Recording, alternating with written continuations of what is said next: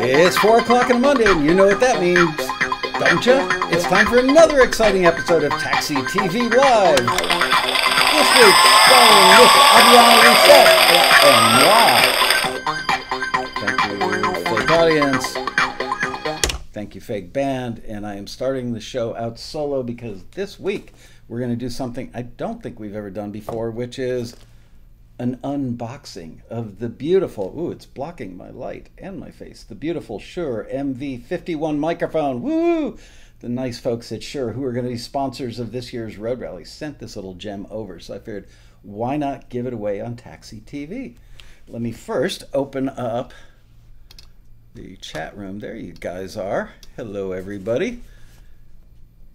Let's see who we've got. Jenna V, Linda Cullum, Anna Yarbrough, Amanda West, Robbie Hancock, Mark Himley, Peter Rayhill, yay Rayhill, L. Harrison, Lamont Johnson, Ken DePotter, Robbie Hancock, who else? Sherry, Marcus Milano. Hi, Sherry. Bria, I think the air conditioner hit its 4 o'clock window where it shuts off every day, if you would, please. So, anyway, this literally just came in the mail. I really got to work out this product shot thing. I'm not so good at it. I need Vanna White. Anyway, Shure is going to sponsor the Road Rally, which will be held November 1st through the 4th this year in beautiful Los Angeles. I should go back and look at my notes. I actually wrote out a bunch of stuff for the show. And so Shure is going to be a sponsor for the first time ever. And they said, would you like us to send some product that you guys can test? And they said, why don't we just give it away? So we are. Also want to mention that coming up on Wednesday night, this Wednesday night, which is July 11th, we are doing our first ever Taxi Artist Showcase at Kulak's Woodshed at 7 p.m. We're going to broadcast it live on Taxi TV on the regular YouTube channel. And Tom and Bria picked 4 artists that are going to play live, and I think we've still got like 3 or 4 tickets left. Kulak's is really tiny. It holds like 50 people or 45 people or something. As I mentioned before, there's a queen-size bed in the middle of the room, so if you get there nice and early. But you've got to RSVP at taxitv@taxi.com. You can't just show up because, honestly, the fire marshal will not let you in because, you know, our live gigs are so big that we get like tens of thousands of people for a room that holds 50. So that's it. Don't miss it. Wednesday night, July 11th, 7 p.m. on Taxi TV on this channel or at Kulak's, and email taxitv@taxi.com, and Bria will let you know if there are any tickets left. So without any further ado, let's open this up. First of all, well, I'm not even going to say first of all because you'll see it when I open it. I don't even know how to do an unboxing. It's got a really nice box. It's white, black printing. You should see when I do makeup tutorials if you think this is impressive. Okay, so what do we have? Well, first of all, we have the user's guide, which I know nobody's going to read, so why am I even bothering to tell you about it? We've got a warranty.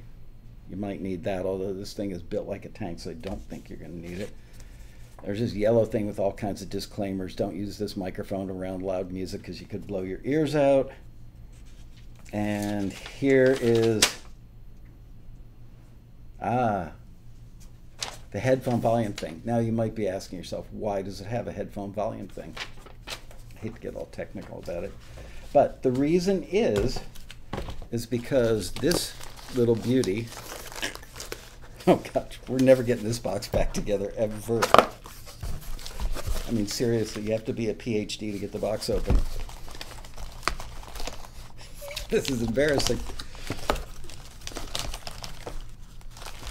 This may be the first unboxing where there's no actual unboxing taking place. Bria's like, do you need help? Yeah, old man, I need help. Here we go. Okay, just to show you guys that I'm not a complete idiot. Oh my gosh. Whoever wins this is what you're getting in the mail. That's what's left of the box. Woo! Okay. Man, this thing seriously is packaged. You could put a nuclear warhead in this thing, it wouldn't open it up. Okay, I'm telling you now, whoever wins this, guess what you're not getting? The plastic that comes on the outside of it. Because the only way to get to it that I can see is to rip the plastic off. There we go. Okay, there it is. Beautiful. It weighs a ton. And I'm not going to take the plastic coating off of this because you should get it in its kind of virginal state. But the cool thing about this, because I read about it online the other day, I do my homework for the big show. It's got 5 digital modes. First of all, it is a electric condenser microphone. So for those of you, everybody has a Shure 57 or 58, I'm sure, no pun intended. But sometimes people forget that they actually make condenser microphones. And so I read a lot about this one. I haven't used it because I wanted to be, like give it to you in brand new state. But it got like 4.7 stars out of 5 or something. And so what it's got on the front, as you can see, are different modes where you can select a vocal mode, a voiceover mode, or like a vlogging mode, or a podcast mode. There we go, saying it more precisely.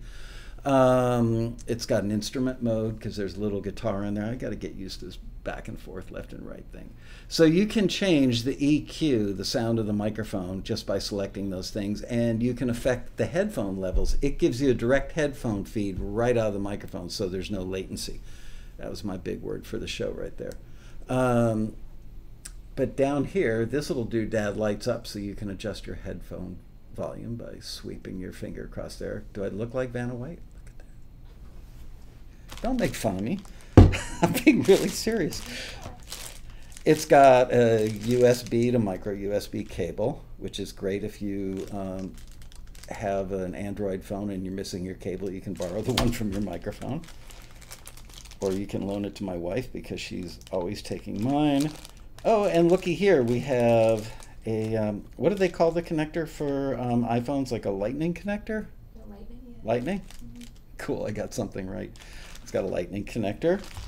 It's got a mic stand adapter, and that's all the cool stuff. So we are going to give this away later in the show. I got to tell you, seriously, if anybody ever breaks into your house, throw this at them. You don't need a gun. This thing will stop them dead in their tracks. This thing is so heavy, so solid. This is built like, I think they built the body of this in like 1944. They shipped it out to Dwight Eisenhower during World War II. The Germans are coming. And they put all new guts in it to make this incredibly wonderful product. But got really good ratings online. I'm sure it is wonderful, and I really do appreciate the folks at Shure being kind enough to send this to us. Here, this box is still intact, so we'll send you that. And I'm putting the instructions that you'll never read back in the box.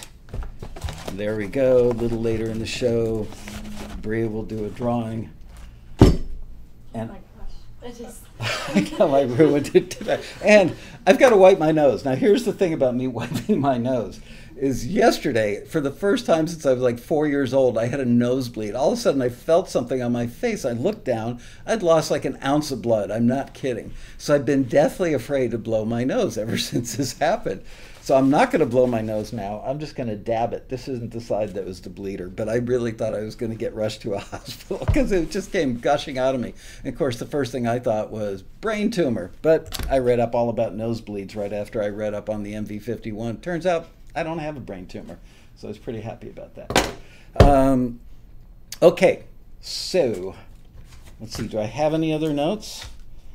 Nope, I think I've covered everything. So at this stage of the game, I'd like to introduce today's guest, Miss... well, hold on. I do have other notes. I have Bria kicking me under the table going, hold up the sign. Subscribe to our channel. You really need to. Like us. Share us with your grandmother. And you know what? We've got a new trick for you to perform, which is that little bell in the upper right-hand corner of your YouTube page. Click on that. That way you get notifications whenever we want to notify you about stuff via YouTube. So you will never be without a direct line of communication with us. All that said, let me introduce the lovely, the charming Miss Adriana Lycette. Woo! Welcome back. Thank you. I was trying to be a gentleman. You know, yesterday I tried to be a gentleman, opened the door for my 17-year-old daughter, and she looked at me like, you pervert. What is wrong with being a gentleman with these kids today? No. Seriously. She looked at me like I was doing something wrong. There you are. Hello. Scoot up and in a little bit. Okay. So, welcome back to the big show. Thank you. And now, she is an official resident of Southern California for the second time in your life? Yes. Right? Because you Yep. lived here years I ago. went to school here. Wow. And in case you missed it on a previous episode, we actually grew up in the same town, but not at the same time, because I'm old enough to be your dad. Actually, I might be old enough to be your parents' dad. But we did both grow up in a tiny little town in Illinois, so we have this little bond because not that many people come from there or will admit it. No, it's actually a very nice town, wouldn't you say? It's beautiful, yeah. Has Which, by the way, I two spotted rivers. somebody who lives there. Really? Here. Yeah, Who? Christina. So, Christina, who? hi. She's Where'd there she now? go? Yeah, I just saw her. Wow. You know, I Hi, should have worn everyone. my pirate shirt. She gave me an Ottawa Pirates, the football team T-shirt years ago. I should have worn it for the big show. Hi, Christina. New taxi member as well, so they'll be at Awesome. Rally. Yeah. Wow. Great. Well, I'll see you at the Friendship Day Parade. Walt Willie and I will be at the front of the parade. Well, at least Walt Willie. Okay, so as you probably noticed, the title of today's show, if I can find it, is Why Are There Fewer Women Than Men Creating Film and TV Music? Now, I don't want you to be confused with the fact that I had Adriana on a panel 2 years ago at the Road Rally, I Yeah, think. 2 years. And that panel was all about getting comfortable with production, because originally it was supposed to be about why are not, more women not involved in home studio production. And then we took the whole female factor out of it, because I realized just a lot of people have tech phobia. But as an adjunct to that, I've realized that a lot of people don't really understand what creating music for film and TV is all about. They think that you've got to wear tails and have a baton or be Hans Zimmer or Beethoven, and that they think I can't do that. But yet I've noticed, only because I'm, I don't know, not friends on Twitter. I follow you on Twitter. Did I get the terminology right? Yes, Cool, got not it. bad for an old dude. And I've noticed that you've had some signings recently, and so tell us how you made that transition from acoustic guitar singer-songwriter to doing film and TV stuff, and what you're doing in film and TV land. It's really because of Taxi. Well, thank you very much. He didn't ask me to say that. I didn't. But she gets applause for saying it. No, it's totally because of Taxi. I didn't even think that was an option before. So just hearing about it, and at first I did think, oh, I've got to be Hans Zimmer, or, it's like I've got to understand how to orchestrate a, full orchestra. And it seemed intimidating at first. And then through Taxi TV, there's some awesome books by Taxi members, Dean Krippane's book, his Steve books are the Barden's best. book. You know what? Keep talking. I'm going to go Sure. grab their books. Let's give them a Yeah. legit plug. But yeah, through reading those books, panels at the rally, it just seemed really attainable and really doable. And it was actually a Taxi TV episode where Michael was talking about how easily you can use, if you're a singer-songwriter, obviously if you're creating tracks with a piano or a guitar or whatever your instrumentation is, take the instrumental version and use that as inspiration. And I thought, well, yeah, I can do that. Like, the song's already there. So I started off doing that and just kind of picturing writing a normal kind of acoustic-based song, and just didn't put lyrics to it. And then I started learning more about the structure and, things like edit points and all of those things through those books. Okay, go. gonna plug the books. My lighting is a little off today. That's Demystifying the Cue by Dean Krippane. We love this book, and I'm not just saying this because I consider Dean a very good friend. Some might even say a close friend. Some might even say his wife is a little troubled by our relationship. I'm kidding. But this book, seriously, this book and Demystifying the Genre, the follow-up, are just phenomenal books. Everybody who is doing instrumental music especially should have these guys. And writing production music for TV by very good by Steve Barden, who's also a Taxi member. I'm not plugging any of these books because I make a penny or because they are friends or because they're Taxi members. Seriously, I believe in these books so strongly that if you buy them and you don't think they're worth every penny you spent, hit me up and I will refund your money for the books. Not kidding. They're that good. Anyway, sorry to interrupt, but had to get the plugs in there. Oh, that's awesome. Yeah, so kind of started from there. And just starting off simply, not being intimidated, talking to people through Taxi. Those relationships have been awesome and encouraging. I think Dean's given me some pointers on things, and even I've done a couple songs where, so recently I got I think it was like 10 or 11 songs signed to a library, and I was like, yay, signing the contracts, and then I get a message from the library. Did you actually say yay? Yay, just like that. Probably, actually. So good. Then I got a message that, oh, we need these alt versions too. Like, we need like a 30-second version, a 60, whatever it was. And I thought, okay, these are organic acoustic guitar with, like, the edit points don't match those like, what do I do? And I was like panicked. And so thank God for Taxi, because I knew who to call. I called CK because I'm in Logic, and she is awesome at Logic. And that's CK Barlow, one of our great members. And she pretty much saved my life and helped me learn how to do these alt versions and edit everything. And it was amazing. Like, I got to the point, the first one, I was like, this is terrible. I don't know what I'm doing. I probably cried a little. And then by like the fourth song, I'm like, I love doing this. It's like a puzzle. Like, I enjoyed the challenge. So yeah, it's Taxi was really what introduced me to the fact that I can do this. And then also it connected me with the people and the resources that helped me to just grow and get better at it. So it's kind of the story.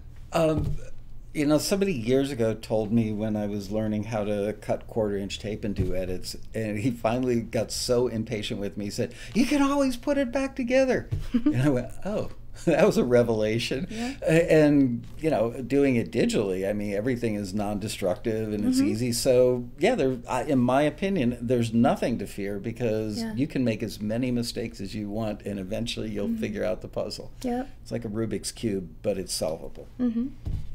Yeah, and in Logic, it's really awesome. I think it was CK that taught me this, that there's a whole option where you open up a brand new session. You can do whatever you want and still keep your first session. So it's not even like you have to go back and change anything. So I could mess up as much as I needed to mess up before I learned, and it was great. How, just because I'm so old, I've not done digital stuff. Everything I know is in the analog world and with razor blades and tape. How did you deal with, like, a sustained note on a ring out on an acoustic guitar and doing edits? A lot of your fade tool is your best friend. Just going in and just learning how to kind of work with the actual frequency range and change things up. I mean, I still try and find a break and an edit point to work with, but there were a few times where the fade just sounded like it cut off. Yeah. And so I had to learn how to just actually change your so you could take the sustain of a chord and get it out sooner than it would have on its own, so that you could do the edit. Yeah, I mean, you have to fiddle with it. Actually, sometimes I had to mess more with the front end to kind of scoot it, to where it needed to be. Yeah. Because obviously it's easier to fade something and extend it than it is to shorten it. Right. It was like a puzzle, kind of case by case, And now do you write any differently when you create because you're thinking Absolutely. in advance, oh, I'm going to have to do Yes. cut downs on this? Saves me so much work. Yeah. I don't want to have to do that to make it work. So, yeah. And like the books we mentioned, they talk about the kind of standard where you want to try and have your edit points or break points or whatever it's called. And yeah, so now I definitely write with that in mind. You can create templates. So like I'll start a Logic session and I've got it all marked up on my computer where I'm playing the guitar, and a lot of times I make it up on the spot. And so I'll see, okay, I'm getting up to that 30-second point, and I'll kind of prepare for that and make sure there's a little bit of a break. Obviously it's easier if you're doing something like MIDI, keyboard based. I don't know why I don't just do that, but I love playing the guitar. So but yeah, the template thing has changed my life and made it a lot easier to do things quickly and just a higher volume. So what's the general nature of most of the how long have you been doing instrumental cues, first of all? Has it been a matter of weeks or months? Months. And yeah. I would guess it's a fair question. You've kind of alluded to it already, that you kind of gravitated towards acoustic guitar-based stuff because that's your main instrument that you're comfortable with. And you were smart to start with, rather than trying to do a bunch of MIDI stuff that you may not be as comfortable with, starting with what you know and learning how to build from there. So what was your inspiration for the first cue? Did you sit down and go, I think I'll write something that's, dreamy or something sad or something introspective? What was your jumping off point? It was realizing, hearing it on TV. Like, oh, really? Hearing different things in movies, or like the reality shows, like the House Hunters and stuff like that. It's like so easy. Like I could totally play this. You just hear like a simple strum, and it's like they're making money off of something that I just do while I'm watching TV. And just, it's like, wow, I could do this. So, yeah, that was kind of the jumping off point. And then I grew up. My parents were pastors, and so. During like the little greeting time where people say hello and the music is done and then the sermon's getting ready to start, I would always be up on stage and they just needed like filler music. Yeah. And so I'd always play either the piano or the guitar and just kind of strum along and do something kind of chill and follow kind of the groove of what people are doing. And then when I saw people were being seated, I would kind of find a natural way to end. I've done that my whole life and didn't really... Wow, so your parents actually didn't have to invest in a music library. They just had a kid. Yeah. It was so much kids easier. And I'll do it. Saves you money. Well, yes and no. Yeah, Let's be real. I just saw one of those shows the other day that explained how much money it costs to raise a kid. I think, well, never mind. I don't want to get into stuff that could go political, but it makes a pretty strong case for not having kids. Just saying. But that's all right. All 4 of ours are now grown, and... we only have 2 more weddings to pay for. So what was the first cue? Oh, gosh. It was... I wonder if it's the one that I was going to share today. It was a very simple, kind of strummy, picky thing. And I think it's either that one or like the second or third one that I did actually got placed. Wow. Which was really cool. But it was very simple, like, trying to think of the feel of it. It was just really relaxing. Yeah. Relaxing kind of... like picking. Open chord strums, like brown kind of stuff? No, you know what? It was more picking. Oh, okay. You're pretty good, if I remember correctly. Finger picking comes pretty... You've done it enough that you're comfortable with it. What kind of show did it get the placement on? It was... I never saw...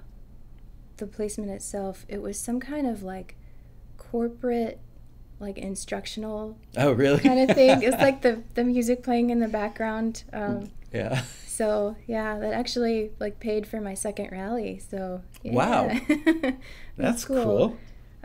Yeah, and then I thought, man, I've been like working so hard on these singer-songwriter songs and lyrics and toiling over it, and this thing I did in like an hour, and that's what gets placed. Like I was almost like, seriously? But it was cool. I love the fact that you brought that up because I'm a big fan. People join Taxi, and one of the mistakes that they frequently make is taking a CD, an album that they've maybe spent, you know, a year writing and another year recording, and they take their life savings and spend it on this project, and their heart and soul are poured into it. And then they go to disc makers and they press up 500 or 1,000 copies, and they don't sell most of them because they had no marketing plan and no marketing budget. And then they join Taxi in a move of desperation. Well, maybe I can get the stuff placed in film and TV, but the problem is that now they're pitching square pegs for round holes. And I tell them when, you know, we get the email from them, I don't like your company because there aren't enough opportunities for the kind of music I do. And I say, gee, you should try instrumentals. And I know that they think I'm like trying to manipulate them or suggesting something that's beneath them or just something hinky about what I'm suggesting, but it is easier and it does make money. And you know what? You've probably heard me say this at the Road Rally. You can, and please, the classical music guy, please don't send me another email about this, but it is like painting houses by day. That could be your 9-to-5 day job, is making what I affectionately call, and respectfully, stupid little instrumental cues, and then make your record at night. Do the work that comes from your soul at night, and there's no time pressure, there's no financial pressure. It can support you. Yeah, well, you've talked to me and given me the advice about just, it's like any business, because it's the music business, so, you know, accept that it's business or just do it for the art. And you've talked about diversifying musically, and so I still love writing songs. I'm getting back into that pretty heavily this fall, but diversify. It's so fun seeing your ASCAP statement or your PRO statements grow just with these little things that, you know, didn't take a lot of time, but then that residual income, it's a huge blessing. It's awesome, and there's satisfaction in knowing that, like, you can do it. It's really, really great, wise thing to do as far as I'm concerned. I love getting emails from people that just got their first check. Even if it's 57 cents or $22 and a penny, it's just that acknowledgement that you deserve to get paid for something you created. That's, I think, is a life goal a lot of people have. And the amount of money for that first check just doesn't matter. It doesn't. You're more excited about that, like, $5 than like when you make 1,000, because it's like, yes, like, it's validating. It's really validating. It's the V word. I love that word. My next question. Were the cues that you did, have you done most of the instrumental cues on your own? Have you collaborated on any of them? What's the backstory on that stuff? I don't know if I maybe collaborated on one. Everything else has been on my own, and with songs it's been probably the opposite. I've collaborated more on, when I say songs I mean lyrics and like vocal parts, but yeah, instrumentals have been all me, just kind of in my spare time, or even when my brain is just really tired from trying to write lyrics, but I still want to be in the studio and be disciplined and do something. I'll grab the guitar, do a cue. So yeah, I think I've done one acoustic guitar instrumental with Albie, actually. Oh, really? So I did like the bass, you know, just finger picking and some strums, and then he added some ambient stuff to it. So yeah.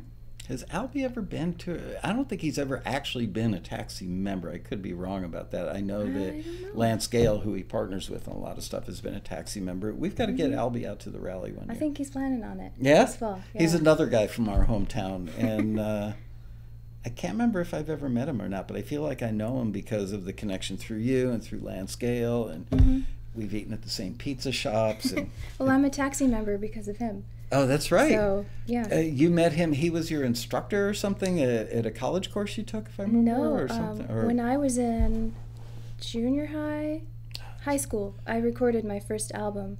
I had gone to a show, like a local show. He had a band that was playing, and I was looking for a new guitar at that point, and I really liked his guitar. So I just, like, after the show, hey, can I, like, talk to you about your guitar? And then, so I ended up playing a song that I wrote, and he's like, you should record this. Do you record stuff? And so then that turned into a full-length album, and then we became just friends, and he's been a mentor ever since.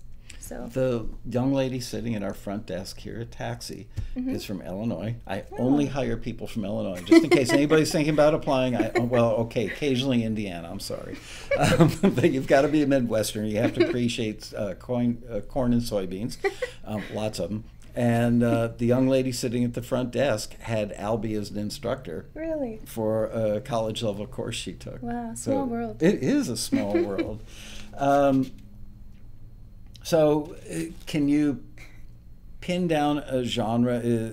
I mean, obviously the majority of the stuff you're doing, maybe all of it, is acoustic guitar based. But are there like subgenres within there that you do or that you favor?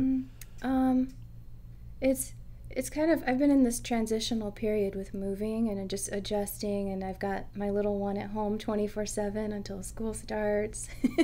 So it's, How old is she now? She's 5, just turned 5. Yeah. So I took kind of a long break.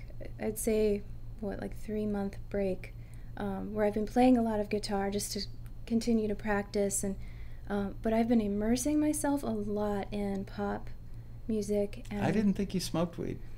Oh, you said pop. Sorry. Pop. P-O-P. My parents are going to watch this and be like, what?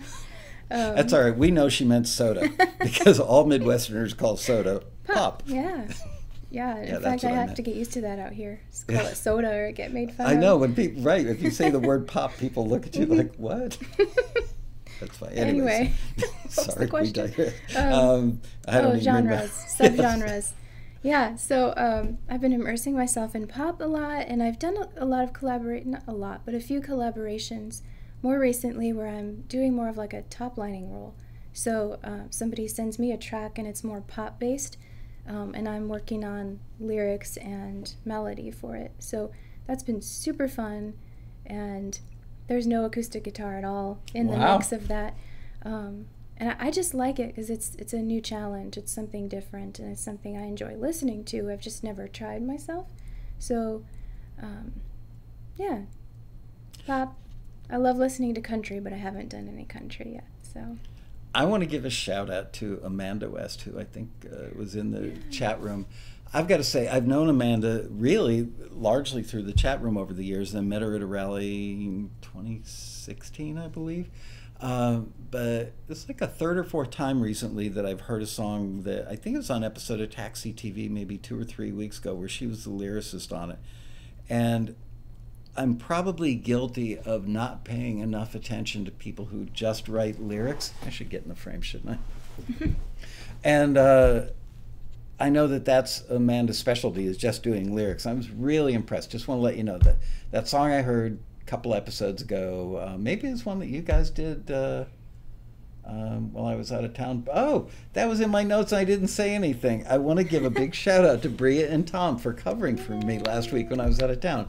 They did a great job, and they look like they have more fun than I do when I'm doing the show, so I was a little jealous. But anyway, Amanda, good job on lyrics. Great job on lyrics. I just wanted to say that. So what's your process when you sit down to create a cue? Do you wait for the muse to show up and vibe you out and you go, oh, today I'm going to do something slow and introspective? Or do you look at taxi listings? Do you look at briefs from libraries or whatever? Do you write with a purpose, or do you write with the muse? A little of everything that you just said. It's not super consistent. I think it just depends on the season of life that I'm in. Sometimes I'm working really hard on things with lyrics, and I just get tired at the end of the night, but I still can't switch my brain off enough to go to bed. And so just to kind of bring it down, I'll just do a cue. Sometimes it's just an idea because I don't want to go through the process of making sure everything is perfect sounding, and I'll just kind of get an idea down and then go back to it later. Sometimes it's actually a lot of times I've been watching something on like Netflix or something, even if it's a kid's show because I'm with my daughter. I'll hear something that's acoustic based and be like, oh, I can try something like that and get that vibe. And then I kind of channel my church girl and picture, what would I play if people are hanging out and I'm playing in the background, and I'll just do something like that. I use my hands a lot. That's okay. So, it makes the show more interesting. But yeah, it kind of depends. And taxi listings are amazing for staying focused, because sometimes I can be a little too like, I don't know. And so I'll look at like an instrumental listing, even if it's for a different instrument, but I'll just say, okay, let me try and do something with that vibe. A new challenge that I'm giving myself is everything I write is usually on the slower end, and everyone always wants up-tempo. So, right. So that's rule number one in the industry. It always takes people like 5 years to figure that out. Songs, anything, like up-tempo. There's always a need for up-tempo stuff. So, yeah, that's my new challenge, is just up-tempo, happy, not brooding and sad. But yeah, well, that's because probably 80% of the shows, well, let's exclude like, you know, cop shows or army shows, you know, stuff that's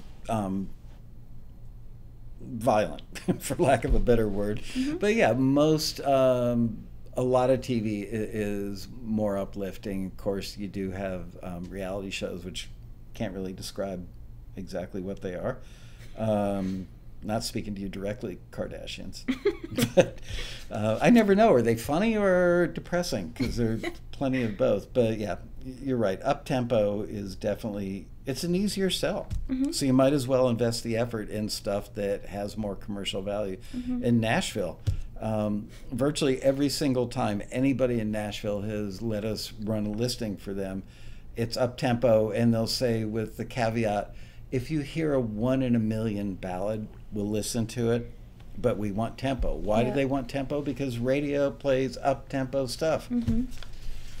On a scale of 1 to 10, with 1 being, I only know how to plug this gear into the AC outlet, and 10 being, I'm a whiz at it, mm-hmm. Where do you feel like you're at? With like just the technical aspect? Yeah. I'd say for what I do, with more kind of acoustic based or that kind of thing, I'd say a 7. Okay. Yeah.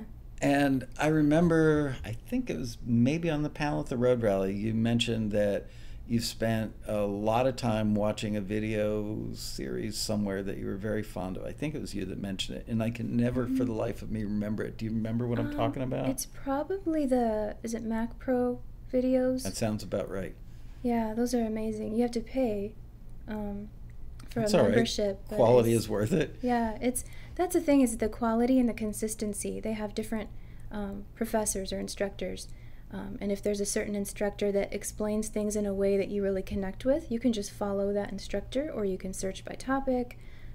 There's classes for everything, like Logic, Ableton, Pro Tools, like any kind of software, or you can search and learn about tracking vocals or compression or comping or whatever. Like, it's a lot of options, and the interface is really nice. And digestible. But I've also done the free YouTube video Google search thing too. So yeah, I've always found there's a lot of really good stuff on YouTube. Look, everybody's got an opinion, everybody's got an approach, and sometimes I see videos that are really well done where I think that the person teaching is so over the heads of the people he or she is teaching, mm-hmm. that they haven't really thought about their audience. But they're good teachers. But finding a place that kind of aggregates content, like this is 101, yeah, this is 102, mm-hmm. this is 201 and 202, that has value, and that's worth mm-hmm. paying for if it steps you through the process, yeah, rather than bouncing around all over the place. Let's listen to a piece of music. Do you want to recommend one to Sure. Bria and give us a little backstory on it? Should we do an instrumental, since that's what we've been talking about? Did you plug in? You did? Yeah. Okay. Trying to remember what the instrumentals were. Oh my goodness. Don't forget to remember Happy in a Small Town and Skipping Stones. Okay, let's do Happy. Not yet, because for some reason, while I was on vacation, this thing turned itself off. Oh. I don't think it was me. Now, sometimes it just does that. It's weird. I see a question here of how long I've spent learning. Yeah. I'd say I've been doing this, just actually recording for, what'd you say, 5 years? kind of, since I've been a taxi member, I've been more proactive with it. But it's been like this kind of, since I've been in high school, I've been interested in the tech side. So even when I had somebody record my album in high school, I would sit next to the producer and just watch and learn. And I learned Pro Tools by watching. And then there's just seasons of life. Like I got married and I had a baby, and the learning kind of takes, a back seat for a little bit. So yeah, it's kind of hard. It's not like 4 years. It's just been like a long process of different seasons of learning, where some seasons are more intense and intentional, and then just I know that doesn't really answer it, but well, it does, because maybe you learned 18 months worth of stuff over 4 or 5 years because of the seasons of life, as you say, which is actually a really good song title. It makes sense. And so your daughter's 5. So you've been a stay-at-home mom rearing your child. Yeah. I mean, anybody who's got kids knows that moms work incredibly hard, and it's not like, hey, go watch TV and don't play with any sharp objects for the next 5 hours because mommy's got a cue to record. Oh, that reminds me, when she was probably 1.5. We were living with family at that point because we had just moved from Montana back to Indiana, and life was crazy, and I was working on this collaboration with somebody, and I was just saying, hey, you got to give me a week to get this next part done, and we didn't have a deadline, so it was fine, but it was suggested that I just get one of those little seat things, where they can sit and play, and then I can sit and write, and I had to laugh because I'm like, do you remember, you have kids? Like, do you remember, the kid's not going to be content for an hour and let me focus, so that was funny, but... Our 37-year-old daughter had her first kid about 3 years ago, and she had this thing that looked like an egg, and you put your kid into it. There's no top of the egg, but it's like if you took an egg and I don't even know what it's called, but you put your kid in there, and it kind of, and rather than just going up and down or back and forth, it's kind of like one of these. And I thought, okay, that's got to perfectly simulate the motion. I can't even do it, but every mom in the world can do the one foot to the other foot bounce that dads generally can't do as well. And I thought this thing would be great, and she said, nope, their kid tried it like twice, and that's it, I'm out. So nothing works. Funny. Yeah. But do you remember what they call those things? I don't know. But you know what I'm talking about, right? It's like a cupped hand that your child fits into, and it just kind of does this irregularly swooping womb-like thing. Except you don't pour water on your kid or anything. All right, so what's this called? I think this one was called Happy in a Small Town. Okay. So it's just an acoustic guitar cue. Hopefully. Yeah.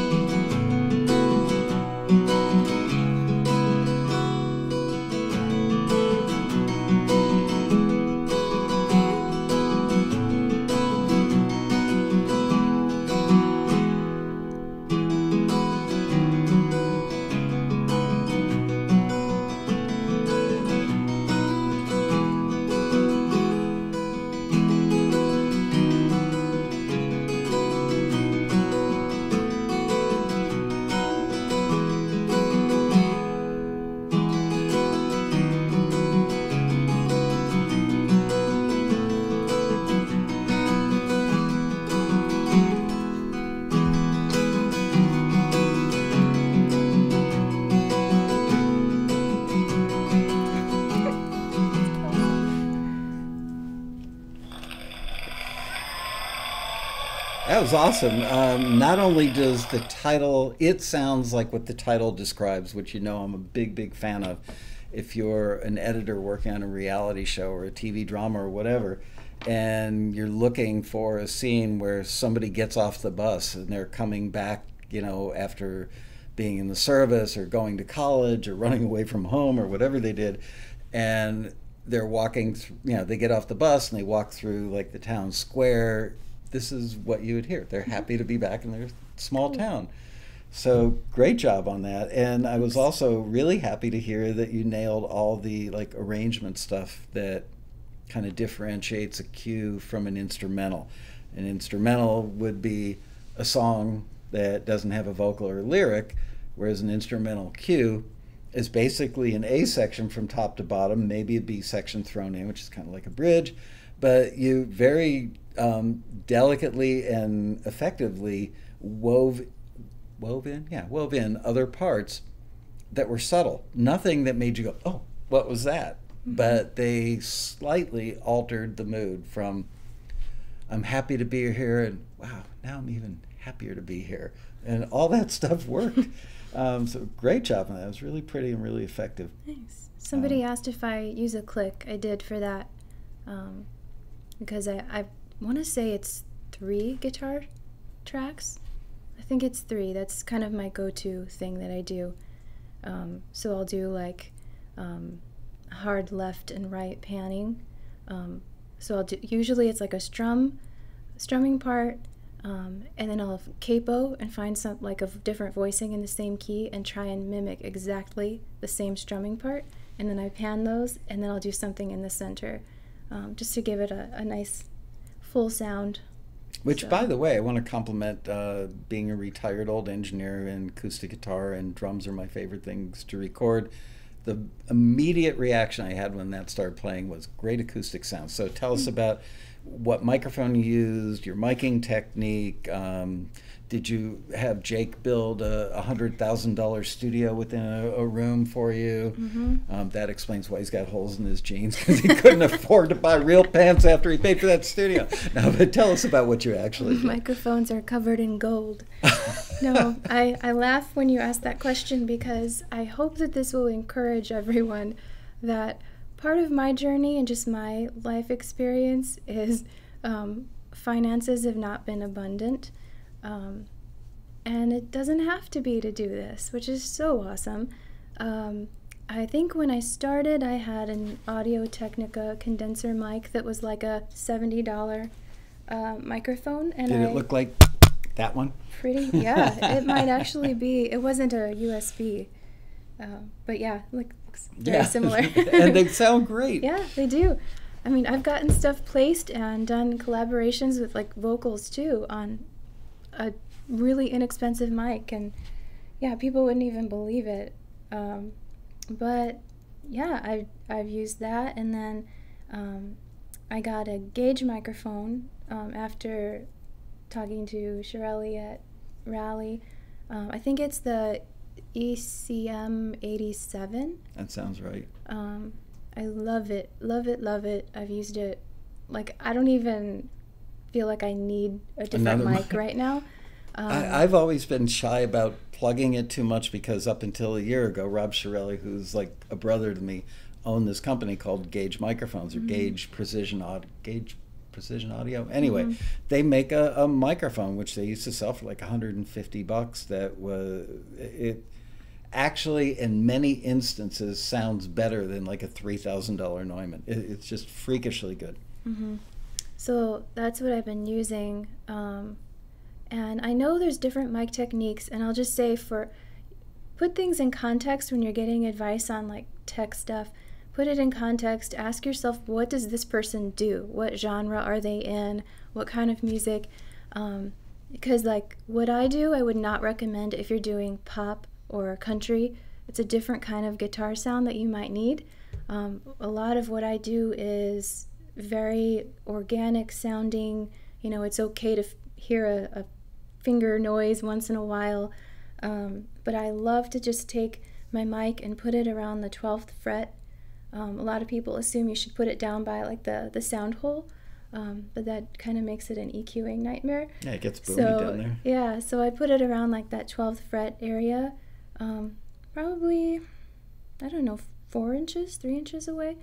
And I just use the one mic. So I know I talked about that last time, but it's really, really simple, and it's so much easier. It's kind of like with what we were talking about earlier.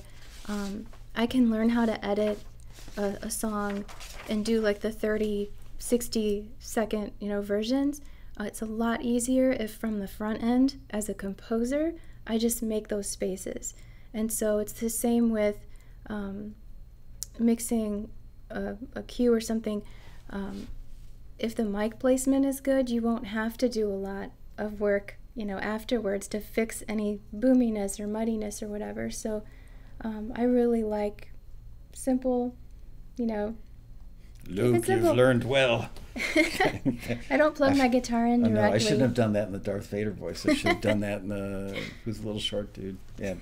Yeah. I mean, what you're saying is common sense for anybody who's done it for a little while, but for those who haven't done it, it's like a revelation. And you can make a laundry list of those concepts, but it won't make sense until you do it. You've got to break some eggs to make an omelet, as they say. And I wish more people talked about this. This is advice I've gotten from Taxi, from classes at Rally. A lot of times simple is better. And I think when you're first learning the tech, it can be intimidating because you hear about people doing all these fancy, intricate ways of recording acoustic guitar. And yeah, if you're recording a virtuoso classical or a flamenco style, yeah, you probably want to do some different techniques, but it doesn't have to be super complicated. Start simple, and then if you want to try other stuff, go for it. I want to keep learning. I want to, up my game and mixing, and I want to be able to record a full band, which, haven't done yet. So it's not that hard. Yeah, I mean, people make it sound hard, but it's really not. Yeah. Just to be honest. So. Yeah. I remember earlier before the show you talked about staying encouraged, and that's so much of the game, because I see so many people give up at the first speed bump or the first brick wall, any kind of obstacle, and they go, okay, I'm out. What have you done to stay encouraged? Yeah, it's so many things, and I'm so grateful for Taxi and this community, and I'm not also paying her for any of this, by the way, just so you know. and just also my hometown. Music is not huge. It's more about the football team and sports, and Go Pirates. Always I was called a band nerd, because it's like I just wasn't part of the cool group because I was a musician, and but I was able to find a community of musicians that they're still friends to this day. So, well, first of all, so I'll stay on point here. I never do. Just so you know. I have little bullet points. But okay. But the first thing, and I've heard this so much, and I used to kind of roll my eyes at it, but it's enjoy the process and understand that it's a marathon and not a sprint. And these are all things that are direct quotes from people at the rally. And I've gone through points in life where things are just hard and discouraging, and I want to work and I don't have the time, or my computer died and I don't have the money, and you get discouraged. And then I'd hear people say stuff like that, and I just seriously, this part of the journey is not fun. I'm not going to enjoy this. There's nothing enjoyable about this. But I really started to shift my mindset because I started observing successful people that I would consider successful. And it was more about their attitude. And there's just a positivity, even in the midst of difficult times. And things come up. It's life, and when you have families and just career things, stuff happens. But it's really funny that two things that encouraged me are from super random sources. But one thing is, I read a book by Tina Fey, and it's so random. I was in a bookstore one day, and it was one of her books in the clearance area, and I don't know why I was compelled to pick up this book, but I got it, and I read her story about her career. And there's one point in the book where she talks about the time, I think it's when she was writing for the show 30 Rock, which is hilarious to me. But she was talking about this time where they had a little apartment. She had I think it was her newborn baby, and super, super hard work, just up till all hours of the night.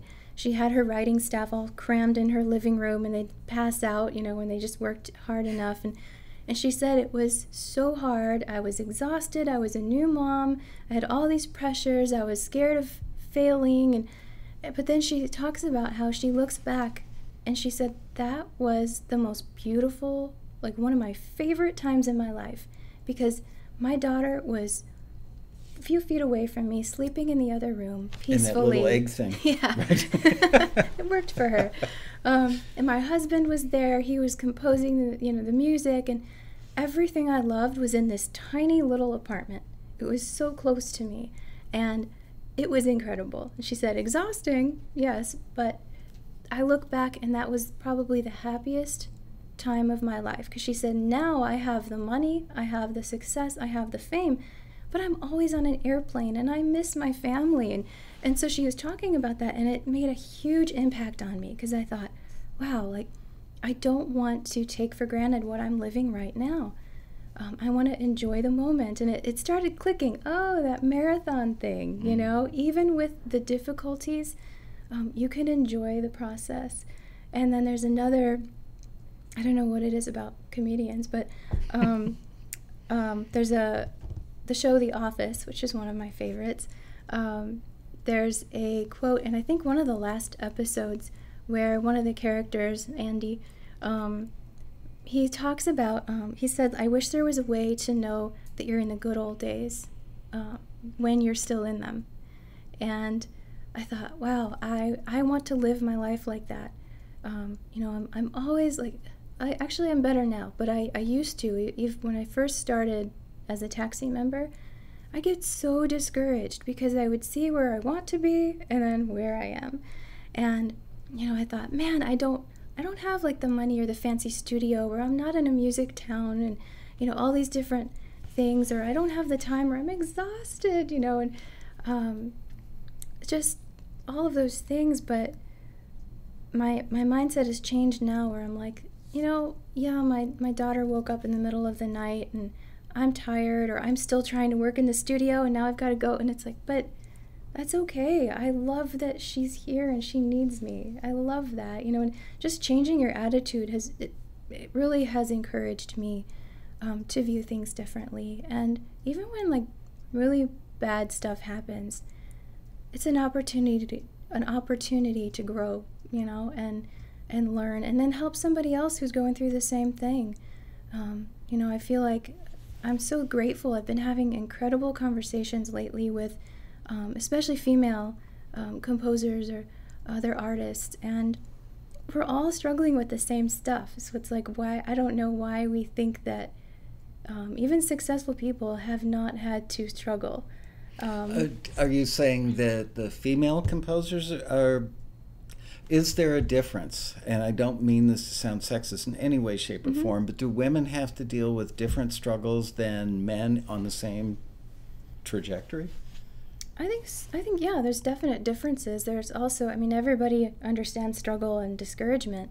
Not me. I've had everything handed to me my whole life. Super easy. Just saying. No, I'm kidding. Yeah, there's distinct differences.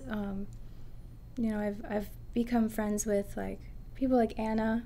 Hi, Anna, if you're there. Yeah, she's in the chat room. And there's been different things that have come up just as a female, where I'll send her a message and say, how would you handle this as a female? Because it is more of a, guys couldn't relate to having to deal with a situation or something. So yeah, there's things. And when you're a mother, that's a whole different dynamic, especially if your spouse is the one that's working and you're at home, or there's definite differences. But I think we can all relate to the core principles as well. So yeah.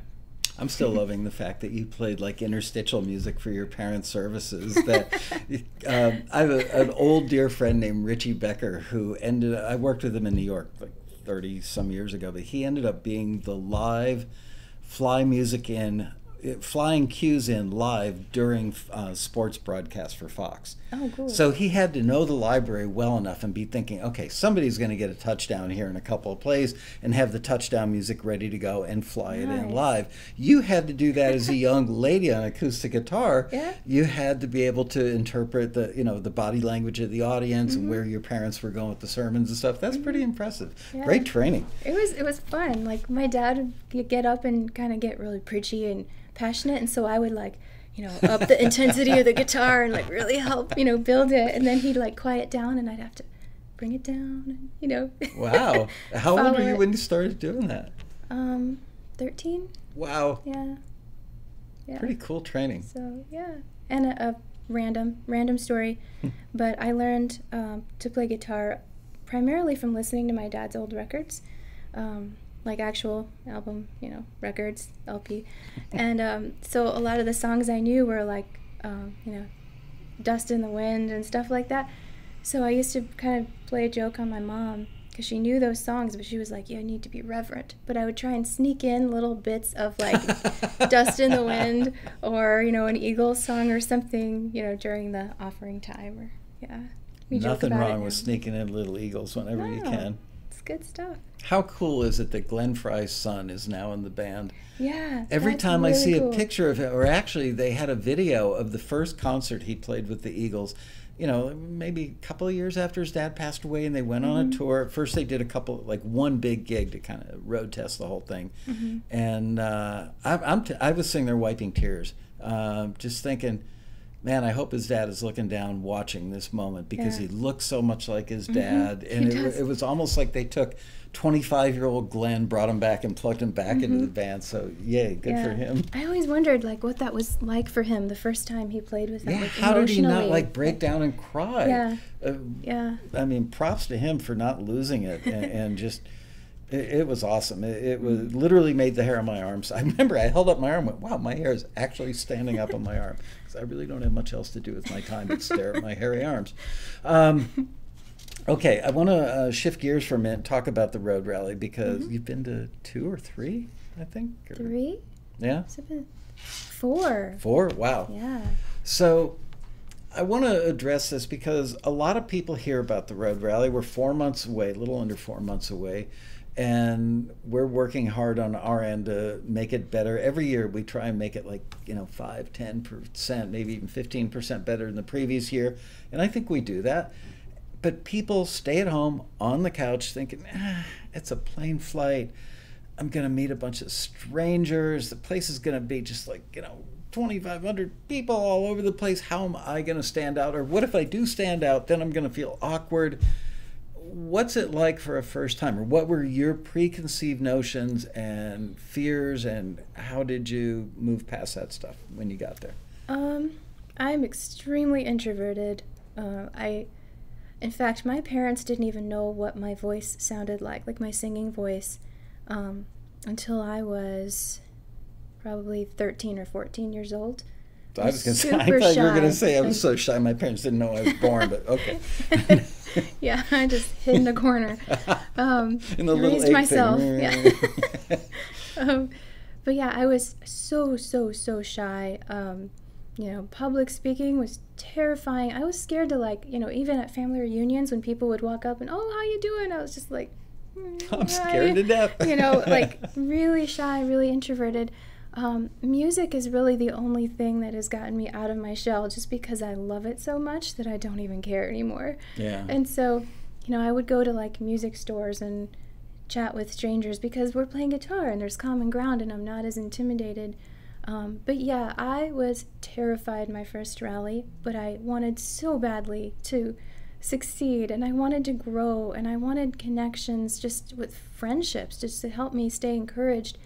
I went out of desperation, really, because normally it wasn't something that I would ever do. I remember sitting in the hotel room that morning before going down to the registration line and, just getting ready, and my heart was racing just to go downstairs because I didn't know who I was going to meet. She was bringing some of these bad boys when she got there. I was buzzed on Rockstar. But yeah, it's in college where we had like a cafeteria, I would not eat if I didn't know that there was somebody there that I could sit down with. Like the idea of going into a room and not knowing somebody just terrified me. And so, you know, it was this huge leap of faith, and just I needed to be brave. And, you know, for the extroverts, they're like, what? But it was a big deal for me. So how'd you get over it? Well, I remember going down the steps and standing where I thought the line was. I went way too early, which is how I met you, I think. Oh, that's right. You were at the very front of the line. And because I knew what you looked like, because we were from the same hometown. So, yeah. But then people just gathered in the line, and it was, oh, how you doing? Where are you from? And that registration line at Rally was the thing that kind of broke that fear. Just we always say that, nobody believes me. It's so true. It's so true. And you meet people from all over, and everybody's so nice. Everybody's like just super chill. It's just not the kind of atmosphere where everybody's trying to like one-up each other, and it's so supportive.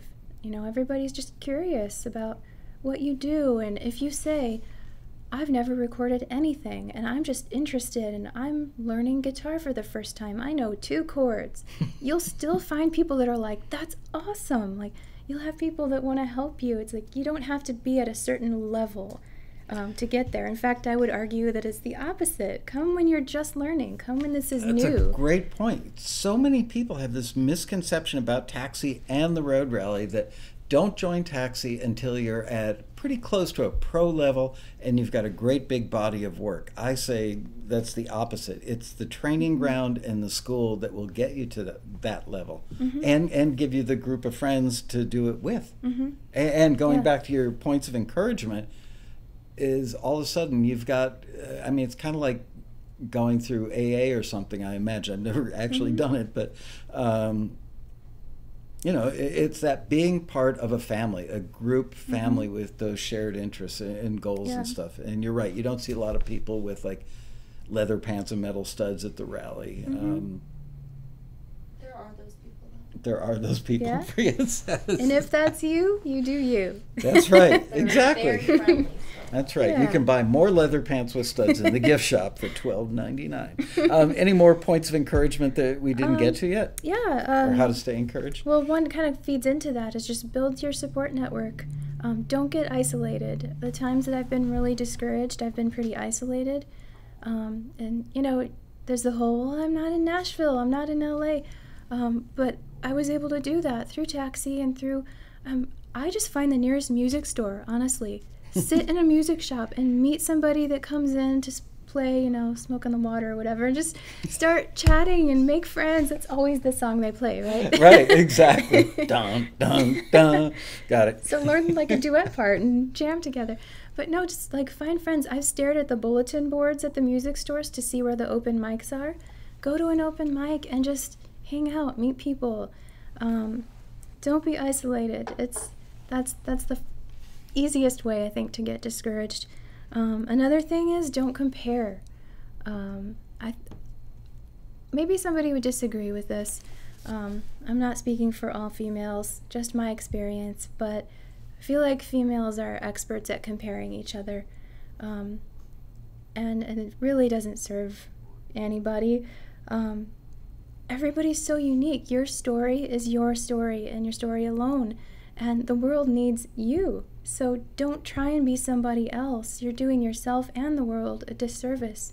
And then along with that, don't be jealous of others either. Like, learn how to be sincerely happy and excited for other people, because that just opens up, you know, the creativity in your own mind. I think jealousy is a killer of creativity, because your brain just goes into this space that things just don't happen, you know. It's really hard not to compare. And admiring somebody, totally different. You know, wanting to emulate someone and you know, that is awesome. I've got people that I'll follow on, you know, social media, and it's like, I love what you're doing. It's so inspiring. That is awesome. So big difference there. I see that at the rally, that there's so little competition and so much like mutually uplifting each other that it sounds corny and it sounds unbelievable. But I'm glad that you're describing it. It's coming from your lips and not mine, because nobody believes me. Got anything else on the list? Sure. Excellence and perfection are different. That's a big thing that has helped me stay encouraged.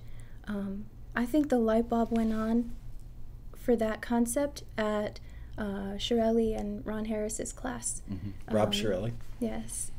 They were talking about, I don't even know, they were discussing like the tech aspects of recording, and they played some sessions from like really well-known song, super well-known artist that I love, and they played her isolated vocal, and then they played another one where they said, why don't we try it again and try and sing like more on pitch in this part right here. And there was a huge difference. The vibe was gone because she was focused on trying to hit the right note or get that phrasing right or whatever it was.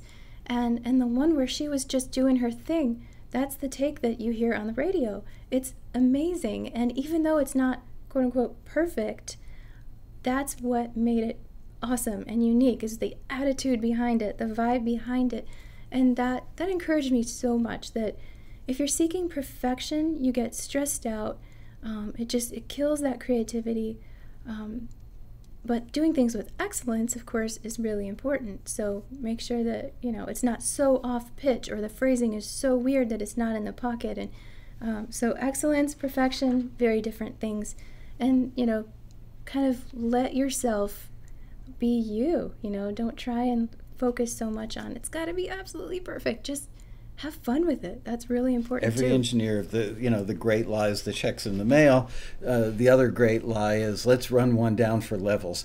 And that was always my big lie in the studio, because I would absolutely record that first take. Mm-hmm. And I would say 90% of the time, that warm-up take, even though you're right, they would turn away, they might cough, they would be a little pitchy, but it always had the vibe, because they weren't thinking about what they were doing. Yeah. Let's see, how are we doing on time? Should we do some audience Q&A? Because, let's see, I'm trying to see if there's anything major that I've left out. We've covered a lot of ground. All right, let's do some audience Q&A. Get a couple questions ready. I'll ask one more before we get your questions. And Bria, do you have a pen and pencil ready to go to write some down? Awesome. Thank you for that. A lot of people have the misconception, and you're the perfect person to ask this of, because you grew up in Ottawa, Illinois, population 16,000. And most recently, you and Jake and your daughter, Elena or Alana? How do you pronounce it? Elena. You guys lived in Indiana. Not exactly the music capital of the world. Mm-hmm. And I've always said to people, look, until you have something light up in Nashville, don't move there. And frankly, as far as LA and New York go, you don't need to be in a music center to accomplish your goals anymore. Mm-hmm. Maybe at some point, when you've already started hitting home runs, maybe you would have reason to go to a music center, but now you're living in one again. You're back here in Southern California, and I'm guessing it really doesn't make that much of a difference that your progression is what it would have been if you'd stayed in Indiana or Illinois or North Dakota or Montana, wherever you used to live, that I'm envious of. So now you've been out here since March, I think? March, yeah. Okay, so March, April, May, June, July. So you've been out here for 4 months. How many times have you gone and collaborated with somebody else who's in the music business since you've been here? Zero, yeah. I mean, I've gone to a couple of studios and learned some tech stuff, but I haven't collaborated yet with anybody in person. I really think that paradigm is largely gone. And I just I don't know what made me think of that today when I knew that you guys were en route, but that's cool to know. Got a question? Well, actually, everyone really wants. I do, but everyone wants to hear more music. Let's play more music then, because I love making my audience happy. I live for you guys. So what would you? I sounded like Bill Clinton when I said that. Oh God. That's the first time in my life. If I tried to sound like Bill Clinton, I couldn't do it. Sorry. It just happened. Yeah. Do we want a song or an instrumental? Whatever turns you on. Let's see. Distracted now with comments. Yes, Steve.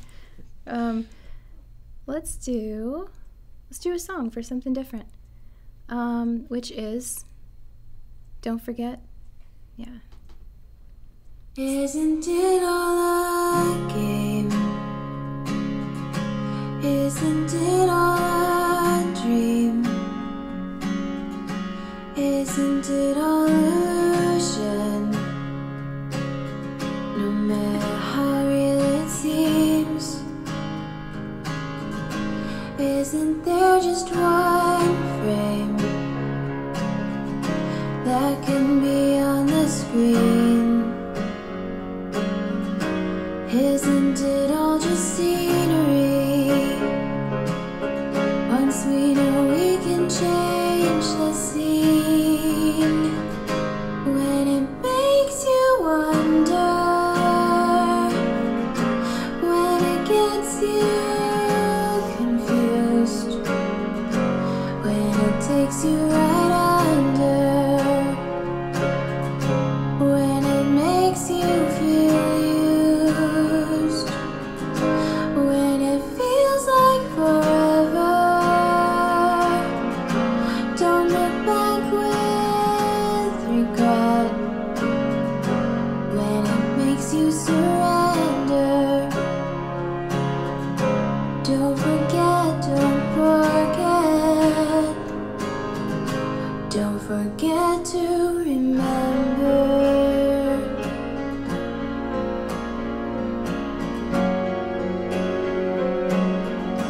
Isn't it all a stage? And we're playing our roles, so good at staying in character. We could be losing our souls. When it makes you wonder, when it gets you confused, when it takes you right under, when it makes you feel used, when it feels like forever, don't look back with regret. When it makes you surrender, don't forget, 'cause it can feel like forever. Don't get lost in regret. If it makes you surrender, don't forget, don't forget to remember.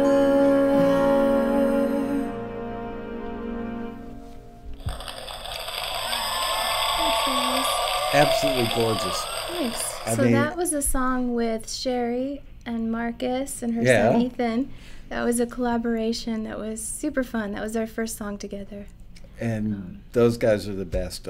Yeah. By the way, Marcus, I know I owe you about 4 emails. I have been, seriously, since the beginning of this year. Let's just say I came back from vacation. I limited myself last week to 1 hour a day on vacation of deleting emails that I knew that I would never read or didn't want to read. And I came back and had 1,179 emails from people that I did want to respond to. And you were in there at least twice, and I know that there's some older ones, so please forgive me. Wow. Seriously, your voice, you were, your voice is like a gift from God kind of voice. I mean, that literally just gorgeous. Thank you. So the lyrics were actually Sherry. She sent me some lyrics, and that was a super fun. Somebody a while ago asked what my favorite way to collaborate is. That's one of my favorite ways, is somebody just sending lyrics, and then I get to have fun with chords and melody. So I kind of came up with the music part, and I sent Sherry the guitar part and the vocal, and then I don't remember, guys, if it was Marcus or Ethan that added the strings. But yeah, it was super fun. I love when I just get like lyrics and then I get to have fun with the music. That was an awesome song, awesome collaboration. I've got to ask you, did you use the Gage ECM 87 on the vocal? I did, on the vocal and the guitars. Wow. So yeah, same mic. And it was because of connections at Taxi that it got signed right away. So thank you, Beth at Imaginary Friends. She gave me permission to mention her and for signing that for us. So. Any questions from the audience? Yeah, so Arnold Marfoglia, I think that's right, asked what was the acoustic guitar in the recording? Like what? Oh, which guitar? What type of guitar? What kind which of brand? guitar? A Taylor 400 series. I already knew the answer to that. So, yeah, it's my baby. Okay, and then Marion Laird, another guitar question. What is your favorite brand and tension of acoustic guitar strings? Ooh, I get to geek out now. Thank you, Sherry, by the way, for answering that. She said Ethan and I did the arrangement and Marcus mixed and mastered. So, question, strings. So probably everyone will disagree with me or think I'm crazy, but with Taylors, a lot of people use elixirs. I use a lot of alternate tunings. Thank you, Joni Mitchell, because that's how I learned playing. But so I'm constantly tuning, and I was just breaking the elixirs like crazy. So I took them into my guitar into a shop and thought maybe it's my guitar, the intonation, something like that. And they said, no, everything's fine. Try a different kind of string. So I use, what are the strings called? I lost it. The Darius? No. It's a really... Jake, do you remember what strings I use? You use DRs. That's right, DRs. He's had to pick them up for me at the store, so he knows. So, yeah, I use DRs, which are really inexpensive. And on my 400 series Taylor, I use a medium gauge string. Taylors are really bright sounding, which is funny that I love my Taylor because I usually like a warmer tone. So I'll use the medium gauge. Maybe it's all in my head, but I feel like it settles it down a little bit using that medium gauge, and then I'll EQ a little bit just to bring that brightness down. But yeah, I use cheap guitar strings because I break them.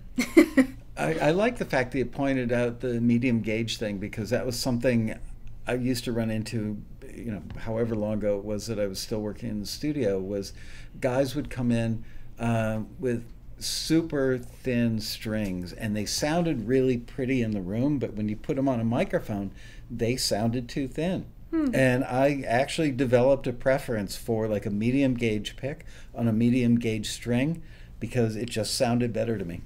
Awesome. So it's not all in my head. No, not at all. I completely agree with you on that. Cool. Another question? Yeah, sure. How many hours per week are you in the studio about? Oh man, I've never even tried to. So my typical schedule, pre-moving and just life being weird in the last few months, is I'm with my daughter all day and all evening too. So I'll get her to sleep around 8:30, and then I clean up the kitchen from dinner, and then I go straight to the studio until I can't stay awake anymore. So I usually work from, 9 o'clock-ish until midnight, 1 o'clock. Later if I'm like really feeling something. And I've worked like that for the last few years now. It'll change now with a little one in school. It's funny, I'm going to be so sad and missing her, and at the same time I'm like, I get to work during the day when I'm not exhausted. But that's usually when I work, is late at night. And then sometimes Jake, when he's not at work, he'll do like a special outing with her if I really have to record something with a deadline. And we'll have just family help us out with that. But it's really just whenever I can sneak in and work, different times of the day, and I've become pretty good at multitasking too. So, I'll be taking a walk and get an idea and just sing into my phone and just come up with ideas constantly, even while there's other stuff going on. and then have a more focused time where I'm sitting down in the studio later. So I've never looked at how many hours a week, but that's kind of my typical schedule. If you had to guesstimate, like 10, 15 hours a week? Yeah, probably. I know exactly where they live, like exactly. And it's this gorgeous property. Jake, next time you need to take Elena on a daddy-daughter thing, take her snipe hunting on the hill back there late at night, because coyotes love you. We know snipe hunting very well. Is that a Midwest thing? It is, I think. I love that property. It's just drop dead gorgeous over there. I own several drones actually, but one in particular, like to fly out in the mountains every now and then. I'm gonna have to fly over you guys. I'll just send it over from my house. I could almost get it there. So yeah, if you see a small white drone hovering over your house, it's me. I would never do that to anybody. A little creepy. Yeah, I know. Shirelli lives 4 houses away from me. He said if I ever see that thing over my house, I'm taking it down. Another question. B. Fleischer asks, do you do the final mix and mastering on your pieces, or do you work with an engineer? That's a great question. On my instrumental stuff with just acoustic guitar, it's just me. So I do the mixing and I guess you'd say mastering. When I think mastering, I think like records mastering, where that's a whole nother thing. But yeah, things that I've gotten signed that are placed, it's just me mixing. And then a lot of the collaborations I've done where the arrangements are more like there's a full band or other instrumentation added, is usually somebody else that's doing the final mix. So, yeah. We've got time for one more question, I believe. Cool. Dean Crepane asks, do you have to mess with the EQ much to balance out your high voice and low register, or are you naturally EQ'd? That's a good question. I usually have to bring up like the high frequency a bit, but yeah. I don't know. I don't mess with it a lot. Sorry, I've got a very, very... So I get for drinking Rockstar. Oh, I've got to tell you guys something very quickly. So last week we were on vacation and I went fishing, which is my passion. Saltwater fishing, usually shallow water, like flats fishing, that sort of stuff. And I caught a tarpon, a baby tarpon that was about 3.5 feet long. And when the guide that I was out with, we're out in like a little 16-foot boat, I grabbed it at the edge of the boat and he was getting ready to take the hook out. He saw another hook down in the throat of the tarpon and about 3 or 4 feet of fishing line balled up in there that a previous fisherman. Unfortunately, the fish probably broke the line and that was that. So the guide, being the great guy that he is, wanted to save the fish's life and get this hook out. So I'm holding the fish over the side of the boat. It's got a mouth about this big. And the fish is, well, I'm not going to imitate the fish mouth right now, but I saved that for my family. And he's struggling to get the hook out, and the fish started bleeding all over. Seriously, it looked like Charles Manson had gone fishing with us. And all of a sudden, the guide yells, "Mike," he's Mexican but doesn't speak a lot of English. He's yelling, "Mike, Mike." He kept calling me Mikey, actually. "Mikey, Mikey, grab a Coke, grab a Coke." And I'm like, what the hell is he talking about? I said, "Mauricio, now is not the time to drink soft drinks." And he goes, "No, grab a Coke." I grab a Coke. He pops the top and pours it down the throat, like a half a can of Coke, down the throat of this tarpon. And I'm like, I have never seen anything like that in my life. Go, "Stops the bleeding." And it did. So just so you know, he told me later that Coca-Cola is a great astringent and stops bleeding. So if you're ever, God forbid, in an accident situation and somebody is bleeding out, pour a little Coke on them. Solves the problem. You get all kinds of advice on this show. It's true. You know, I should do a fishing show. Any final thoughts and about anything as it relates to your fellow members, to the journey of making music, any of this stuff? Well, did we touch on the whole like why females don't go into Probably not as much as we should. Main topic. Well, the film and TV aspect we did touch on earlier in the show, but go ahead. If you've got more that you want to say about that, please do. Yeah, well, I was just thinking about that recently, talking with Anna. She had some great thoughts about it too, and we both agreed that it's just one of those things that I think a lot of females just don't see the example of other females doing it. So it's not so much that anybody's keeping females out, nothing like that. It's just not a part of the paradigm of thinking. We both were just kind of talking about that, and I think that it's changing. And there are some, like, did you hear about the composer? I did. Female composer that's scoring the new Marvel movie and stuff like that. So I think it's getting better. I'm really, really, really encouraged. I don't think that it's like this terrible thing that is never going to change. I think it's just like out of sight, out of mind kind of thing. And so I just think that more and more I think females are feeling empowered and like, oh, I can produce my own stuff. Like, why couldn't I?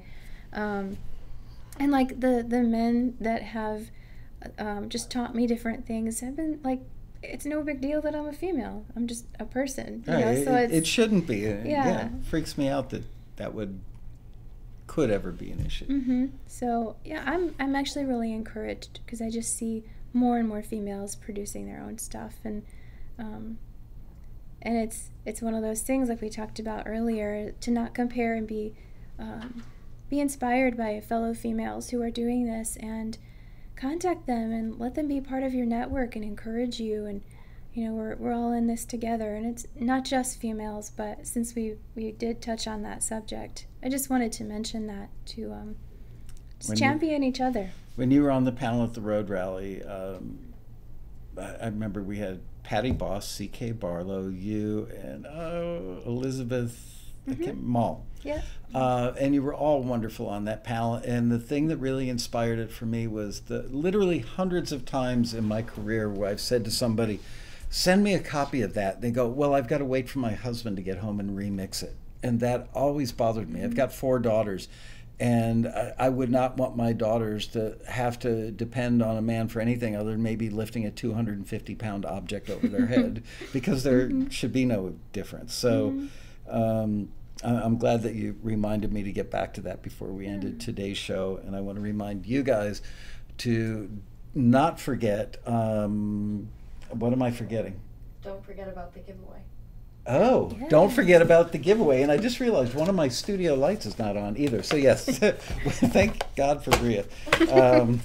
We're giving away a slightly unboxed MV51 from Shure. And here's how it's going to work. Is those of you in the chat room are going to type in a +1, and Bria's going to shut her eyes and move her finger up and down the chat, and she's going to bink on one of them, and whoever gets that will get this microphone, unless, of course, you live in Europe, because the thing weighs about 10 pounds. I'm joking. Even if you live in Europe, I will pop to send it to you. So start right now. We could play the theme song.